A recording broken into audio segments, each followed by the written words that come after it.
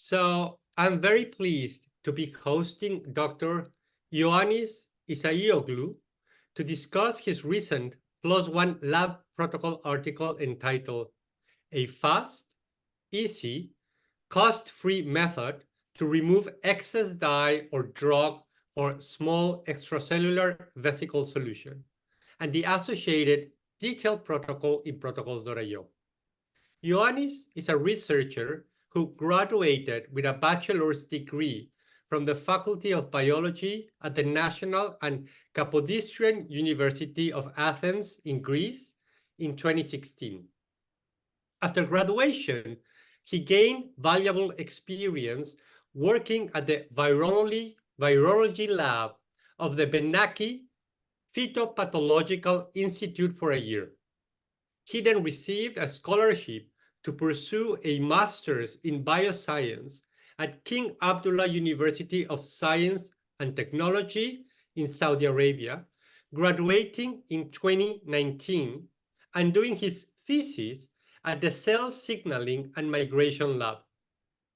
Continuing his research in the same lab, Ioannis completed his PhD in April of 2024, specializing in exosomes and other small extracellular vesicles. Currently, Ioannis is in a post-graduation extension period until the end of the year to finalize several ongoing projects. Ioannis, thank you so much to talk to us. Thank you for the invitation. Thank you very much. So to kick off, can you briefly explain what the protocol is about, how to use it, and why it is relevant? So the idea is like when we have vesicles, small vesicles, we have problems how to remove the excess dye or the excess drug when we need to load this. So the protocol is just a fast way to remove the excess dye from the solution. So you end up having a pure solution containing vesicles without any free dye floating around. So if it's something is dye, the dye should be only inside the lumen of the vesicle. That's the purpose of the protocol. And to understand the significance of your novel protocol, can you tell us a little bit about the state of the art? So what were the other protocols, the existing protocols at the time that you decided to develop this one, and why those previous protocols didn't work for you? So there are in theory, there are other two main protocols that how to remove excess dye, for example, from a solution of extracellular vesicles, such as exosomes, for example. One very classical methodology is to do an extra ultracertification step. This takes about 2 hours extra from the whole process, and usually you lose about 20-30% of your sample. So that's the drawback. The other methodology is called size exclusion chromatography, where again the equipment is sophisticated. I mean, you need to have a specific setup. It can take up to 5 hours, the whole process. And so that's another drawback. So before I start the protocol, I was using some resin columns from Thermo, and for some reason they stopped producing them. These columns were very fast. It was like 15 minutes. The protocol was super fast. So when they finished producing them, I started doing the ultracertification step, but I was losing too much time. So I said, okay, I need to find something to go fast. Because if I need every day, for example, to stain exosomes and I lose 2 hours of my life, it's impossible. I'm losing almost 1/3 of my daily life just waiting for the certification. So that's why I went there. So there are protocols working, yes, but us, I think it's way faster and there's no cost. We don't require a specific machine. We don't require some equipment. It's very straightforward. That's the advantage. And for the new user, what are the most critical steps of your protocols? I think they need to, I mean, as for with any dye, they need to optimize the dye concentration that needs to stain the vesicles, but this is for the staining part. The protocol is focused more to the removal of the excess dye, for example.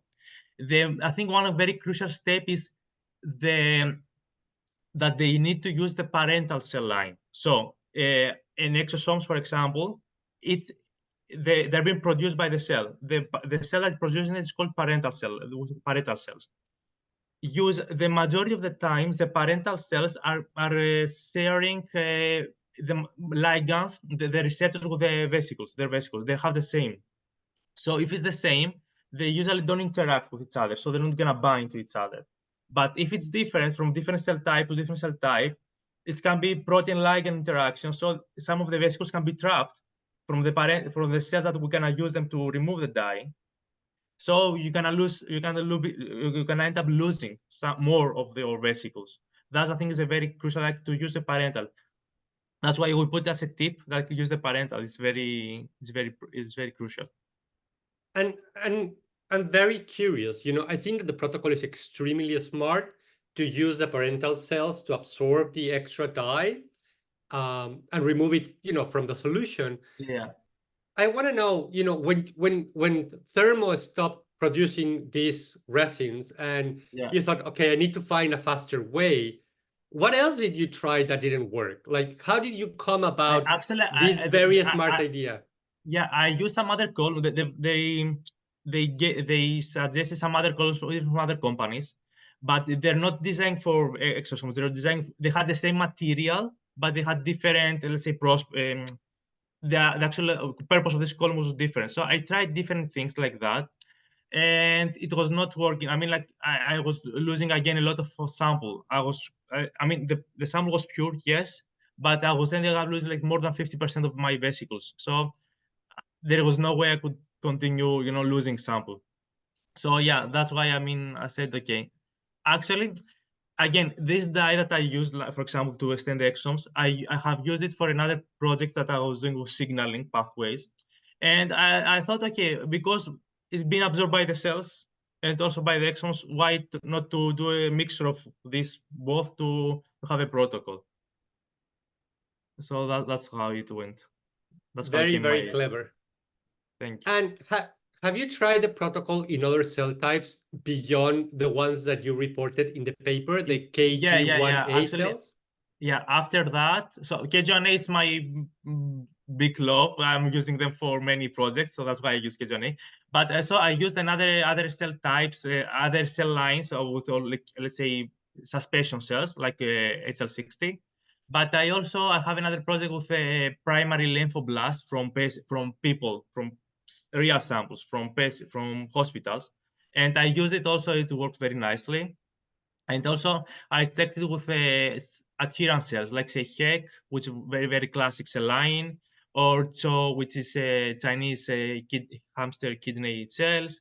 I use even with other, like adherent suspension cells. It's working fine, super nice.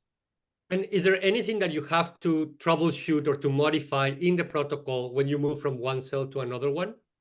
I wouldn't. No, not really. Just what you need to optimize is again the staining of the vesicles. But this is only for the staining. It doesn't have to do with the dye.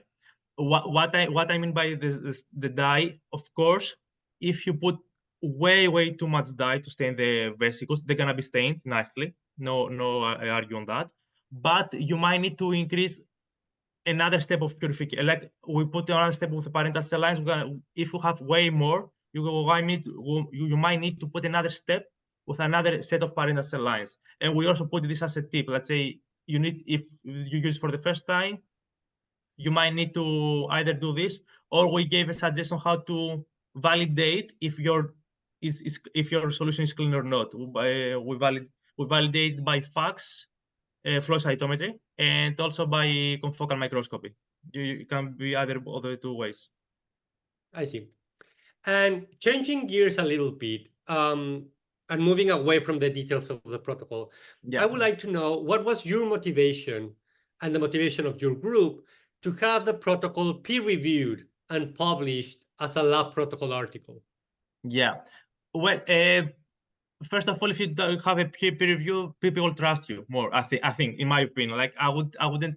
I mean, still, if I see something that I feel it's a clever idea, even if it's not, for example, it's not peer reviewed. Let's say now that some papers are being published without peer review, and then they're gonna be published later. I read them, and I mean, I try to get the idea from that. It's not like that, but I might be a little bit more skeptical. So, but if it's peer reviewed, it's like a safety nest. It's like another level of safety that, okay, I can trust it now, for example.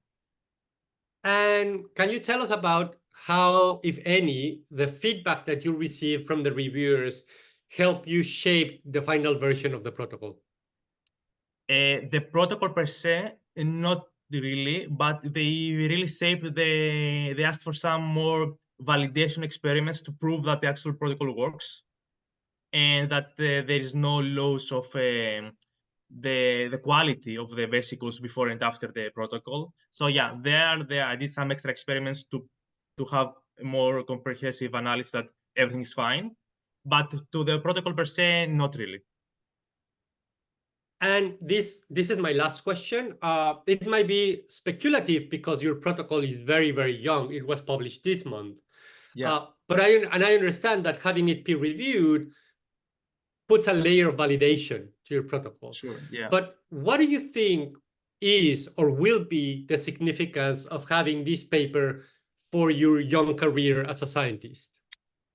In general, in my opinion, I think protocols are, you need to be a little bit creative to make a protocol. So you can have many papers, let's say there are research papers that have very big impact in the field. Yes, I agree, but you need to have some creativity to make a protocol. That's, I think, that shows that, okay, apart from the scientific part, you can be creative, innovative, you can find some new parts, let's say. And I think this was also very appreciated. So I saw this protocol in it was like a few weeks ago, there was the ISEF conference, which was the Intracellular Society Extracellular Vesicles annual conference. And I demonstrated this protocol to the people there. And actually, they were very happy they accepted it very nicely because they agreed that it was very fast and it was very something quick that might be helpful to them even to do in a routine level, let's say. Well, Ioannis, thank you so much. I don't have any Thank you other very much. questions. If there's anything that we haven't discussed that you would like to mention, I would love to hear it. No, everything is no. What I can say that in some conditions, this protocol might even work for antibodies. I have tried antibodies to remove the removal. It's a little bit more tricky, but for some antibodies, it might even work. I'm working on it. I might have a second follow-up paper for protocol for the antibodies. Oh, that would be awesome. Yeah. Yeah. Well, Ioannis, again, thank you so much for your Thank you very time much and for for the your very invitation. insightful responses. Thank you very much. Bye-bye.